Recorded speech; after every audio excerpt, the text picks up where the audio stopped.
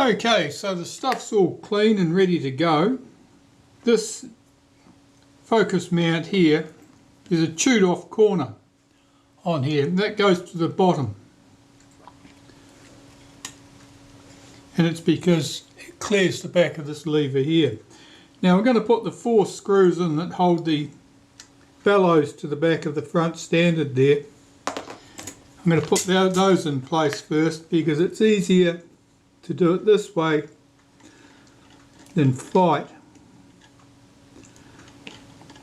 If I put this on here, then I've got to stretch the bellows out while I'm trying to get screws fitted, which is just too much like hard work. We'll do it this way.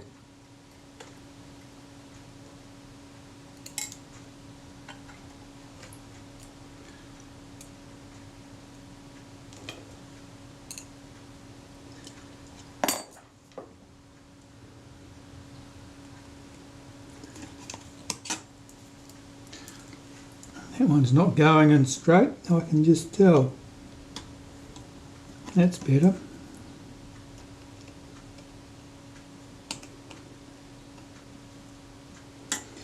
Alright, 2 started's enough. I can now pull this whole thing up to the front standard without any problems.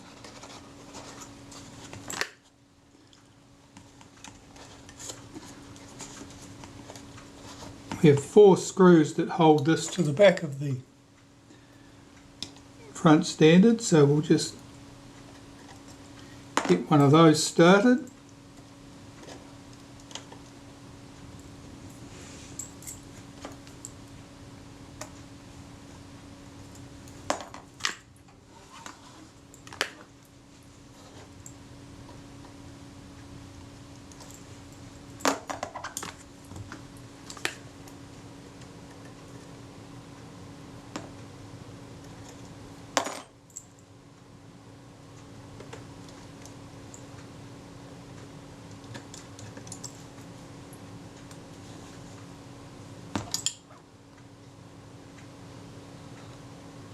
I think I've got the spring for this lever trapped behind there. I just have to slacken that off and fish that spring out.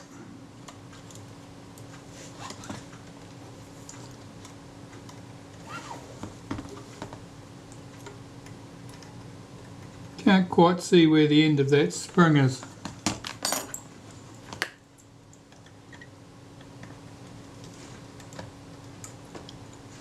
While I've got this here, I'll put those other screws in that hold the bellows in place.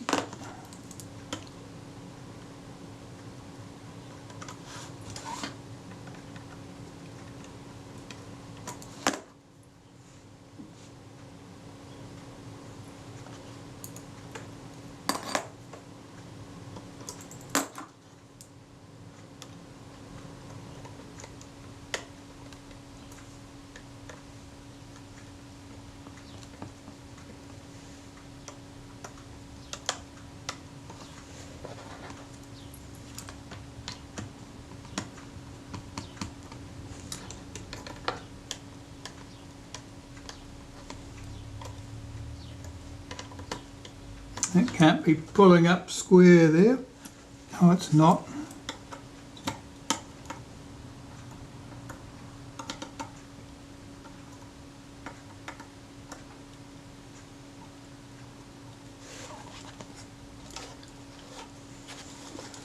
Why not?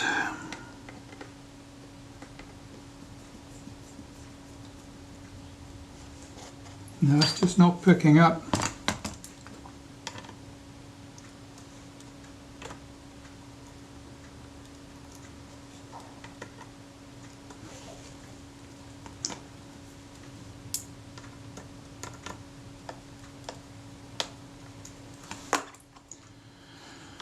Alright, back in a second when I tidy this up. So why did the screws not tighten up? Because they came pre-stripped. That screw lacks virtually all its threads. That one there certainly does. So I've got two useful looking screws and two that aren't. So it's no wonder I couldn't get my screws to tighten up. Alright, I'll just have to go on a search and get some more. Okay, that crisis has been averted. I replaced the 4 screws with ones from a Retina, the later Retinas, either the type 010 or later, up including the Retina 1A and 2A. So they'll do the job quite nicely, and that just frees up that little bit. That allows me now to carry on. I'm just looking at my piece here. Does this one go in this camera? Obviously not that way.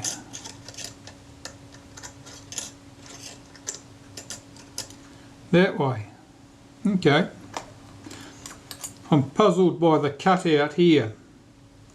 I presume it was a piece used in common with something else. That's okay, we don't need to worry about that just at the moment. I've got to get my focus helical back together. Now I've given this a pretty thorough cleaning. In fact, it had 15 minutes in solvent and 15 minutes in a hot detergent. And I can still see deposits on here.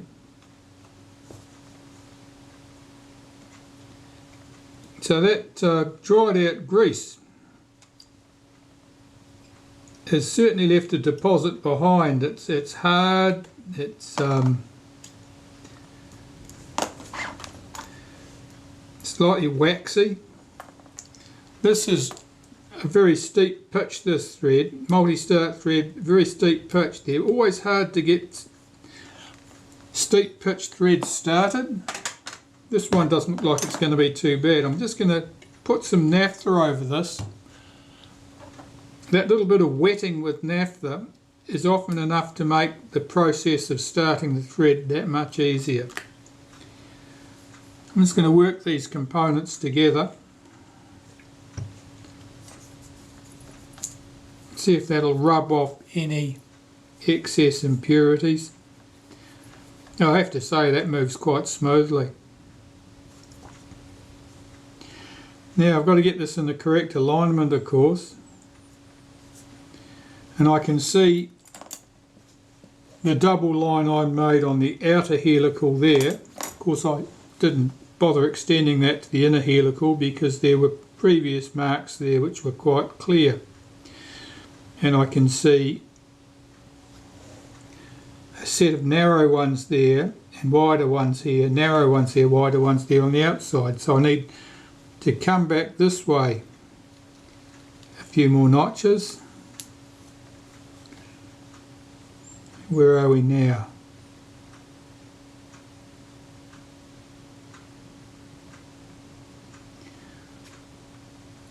Yep, go back a bit more. What I'm doing is I'm trying to get them engaged, so at the point where the front surfaces are level with each other, those alignment marks that other people had carefully scribed on there are in line. And here I can see a pair here and another pair here, which are all in line, and that's when the front surfaces were dead level with each other, running this way. So that's good, that helical runs nice and smoothly. I can lubricate that with some helical grease. This is Helimax XP optical and instrument helicoid grease. I find it very good. Just putting a small amount in about half a dozen places around the perimeter. You don't need to clog the threads with grease. In fact, that would be counterproductive. And I'll work that in.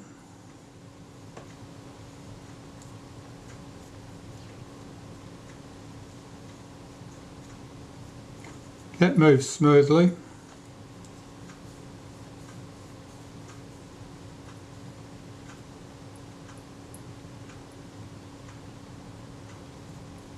Alright,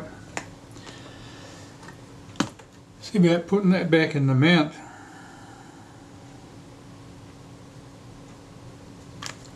Now I'm just checking to see where my alignment would be.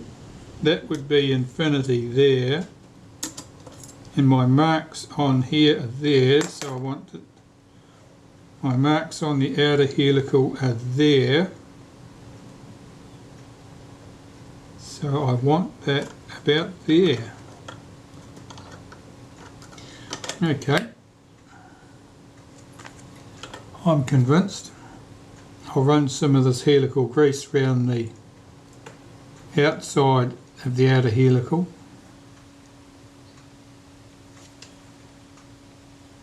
I'll put a smear in the alignment slots. They run over those pins.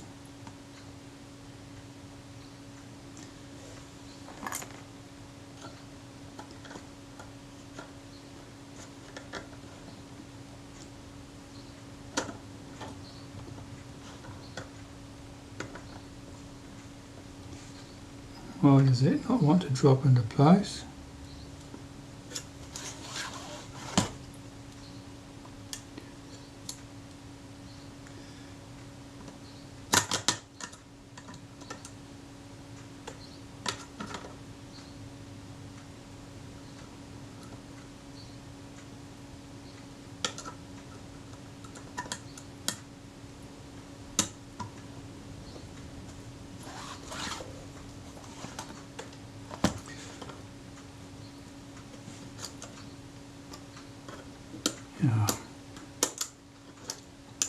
Alright, that seems to be fine. This thing here was fooling me. Let's get the retaining ring in place. And the retaining ring of course bears on the front of that outer helical, so I want to put a little bit of grease on the edge of it where it clamps that down. And we've already determined that it goes in this way round. And there are 6 screws that hold that down.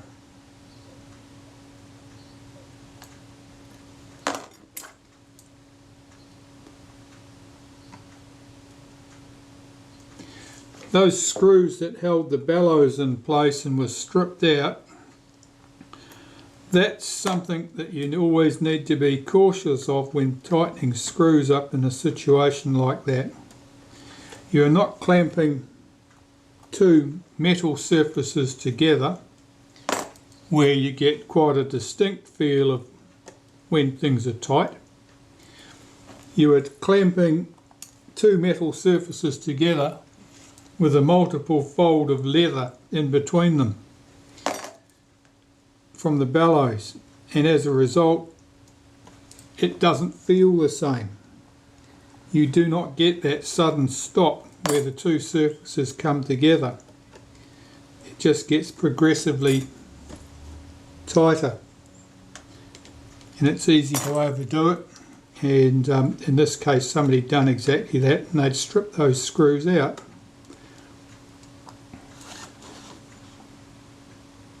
I haven't had a close look at those screws to see whether they're chromed brass or chromed steel.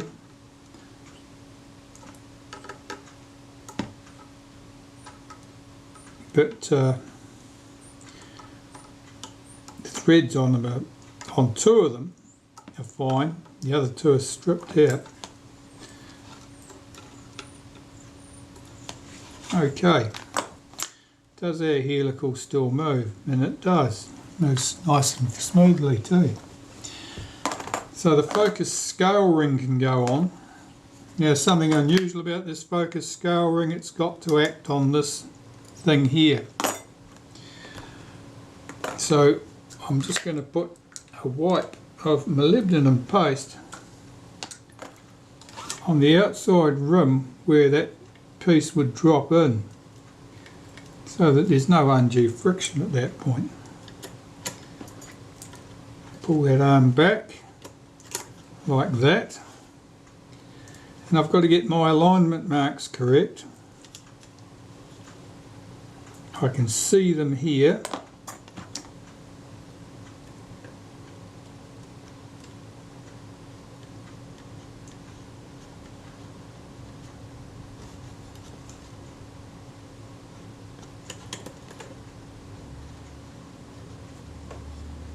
That looks good. Now you can normally, if you can get even vaguely close, you're usually good to go, because you can usually see the little marks on the focusing scale ring where the screw heads once bit into them.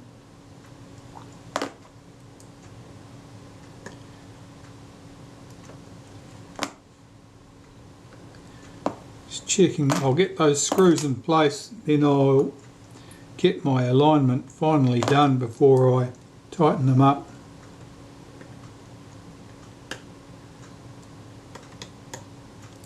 These screws shouldn't be over tightened. If you over tighten them, all you'll achieve is that you'll end up distorting the outer helical and making the focus unusually stiff. On a freshly cleaned and lubricated helical thread like this, helical mechanism, they don't need to be tight, or not very tight.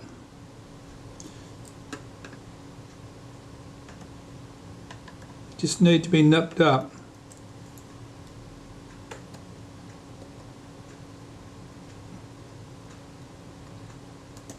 That looks good. I'm just looking at my alignment marks here, which you probably can't see because they're pretty fine. I can only see them easily because I've got the light from the window beside me coming in. That's good. And you can see this lever here, how that drops in and out as it reaches the notch. So when it's in, then you can close the front of the camera. And when it's out, this latches something under here and you can't close the front of the camera. It's to ensure that you return the focus to the infinity position. Okay, that's looking good. What can go on the front? Well, this piece can go on the front. This actually couples to our rangefinder. So I'll just give that a wipe over. With 2 small screws.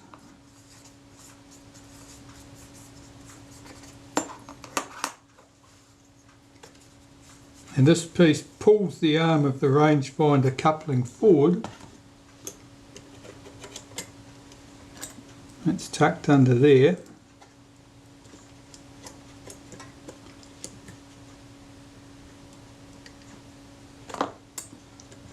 And that of course is held in place with those 2 tiny screws.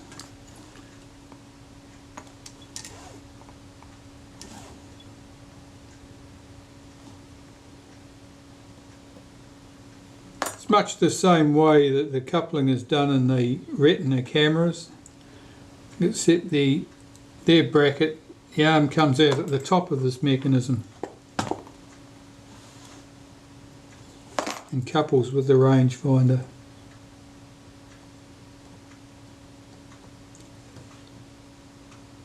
Oh, that screw head's very unhappy.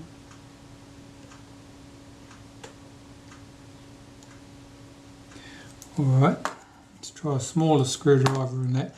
That one's been chewed out a bit.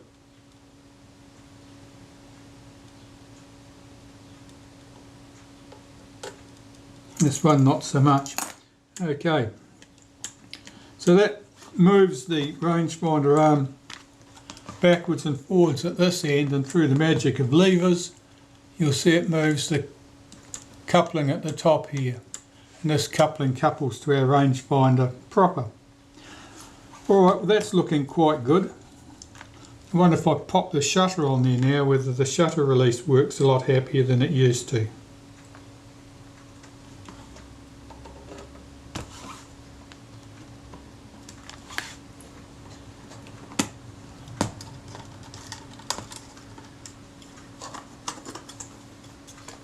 I'll just get the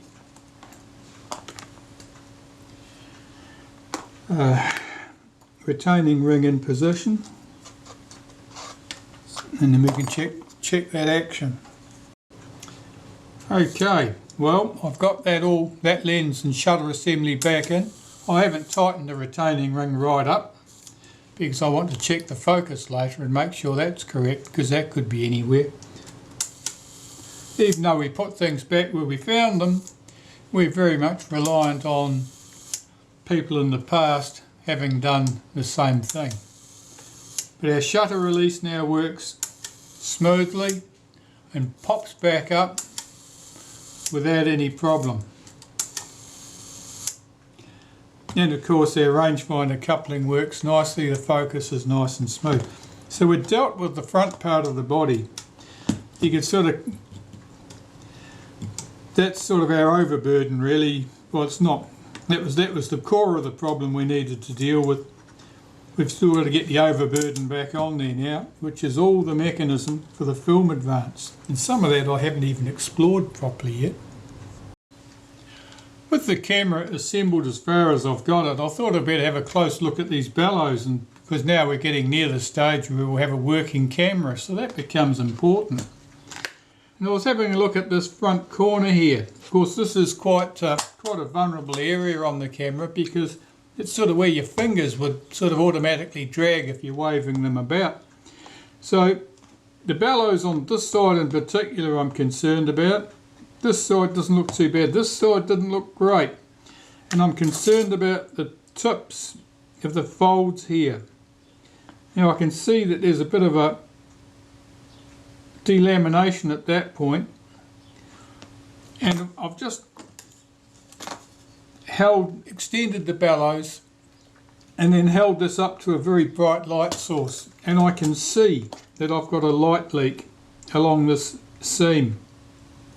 So I'm going to put a patch in there. I'm going to do an internal patch of those bellows. I've got some rubberized silk material and that should do a very good job of patching that. But yeah, that's a minor setback I probably could have done without. But I'll get that done. It really wasn't an issue when this was only ever going to be... This was possibly only ever going to be a shelf sitter, but now we're getting close to the point where it's going to be a proper working camera. So it needs to be light tight. I'm starting to do the clean up on these film advance components. Just getting this film advance shaft apart. It's certainly not enthusiastic. Oh, there we go.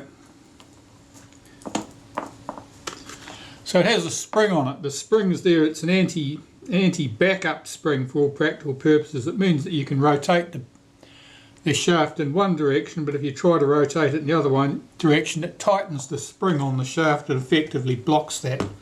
Makes it very, very difficult to turn it backwards. It's commonly used in advanced mechanisms just to stop people turning something the wrong way.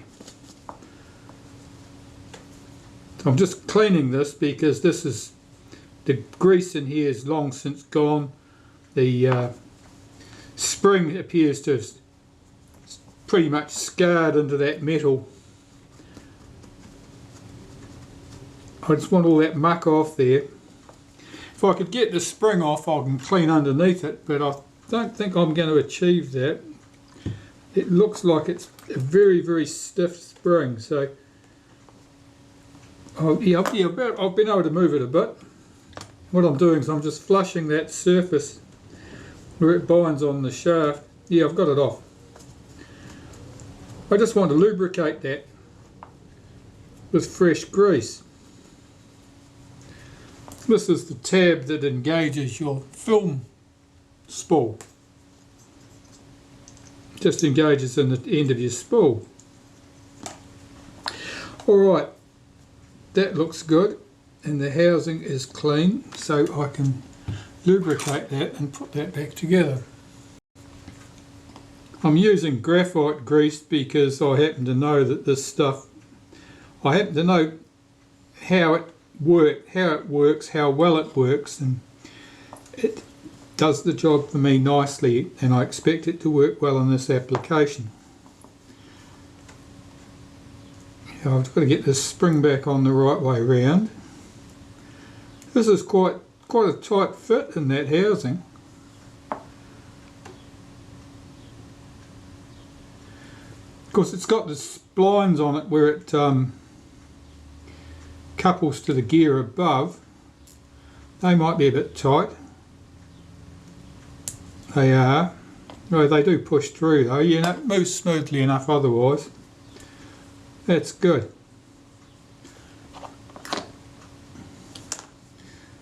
That needs to rotate anti-clockwise.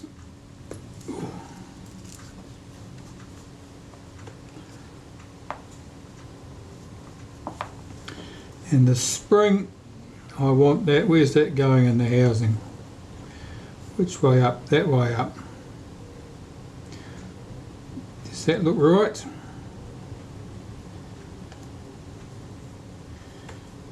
Yes, I think so.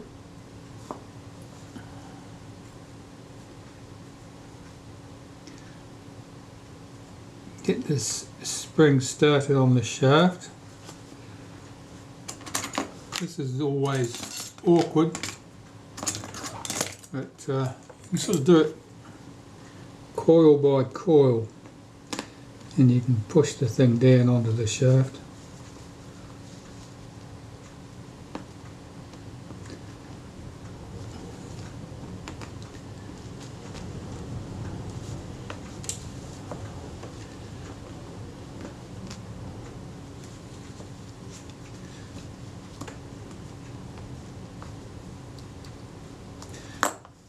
Right, let's pop that back in there. Oh yeah, that spring is tight in there. It's an exceptionally tight fit.